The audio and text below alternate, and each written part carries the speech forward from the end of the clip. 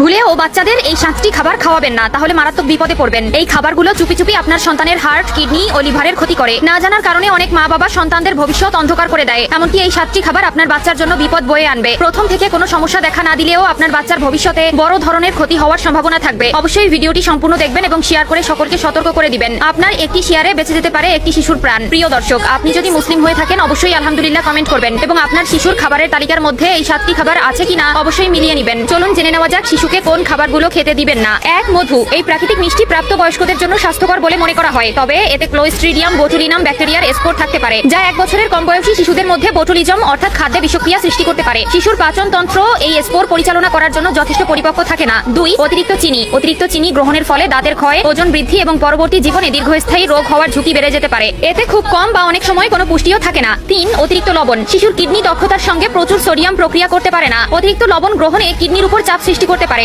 শিশুর খাবারে অতিরিক্ত লবণ যোগ করা এড়িয়ে চলুন এবং প্রক্রিয়াজাত খাবারে সোডিয়ামের পরিমাণ সম্পর্কে সচেতন থাকুন। 4. পাস্তুরিত নয় এমন দুগ্ধজাত পণ্য এবং জুস। এগুলোতে ইকোলাই, সালমোনেলা ও লিস্টেরিয়ার মতো ক্ষতিকারক ব্যাকটেরিয়া থাকতে পারে, যা শিশুর রোগ প্রতিরোধ ক্ষমতা দুর্বল করে দিতে পারে, যা শিশুর গুরুতর অসুস্থতার কারণ হতে পারে। সবসময় পাস্তুরিতগুলো বেছে নিন। 5. অতিরিক্ত গরুর দুধ। 1 বছরের কম বয়সী শিশুদের জন্য। যদিও বুকের দুধ বা ফর্মুলা দুধ শিশুর পুষ্টির প্রাথমিক উৎস, তবে খুব তাড়াতাড়ি গরুর দুধ খাওয়ালে হজমের সমস্যা এবং আয়রনের ঘাটতি হতে পারে। 1 বছর বয়সের পরে গরুর দুধ পরিমিত পরিমাণে খাওয়ানো যেতে পারে। 6. কিছু বড় মাছ। উচ্চ পারদযুক্ত হাঙর,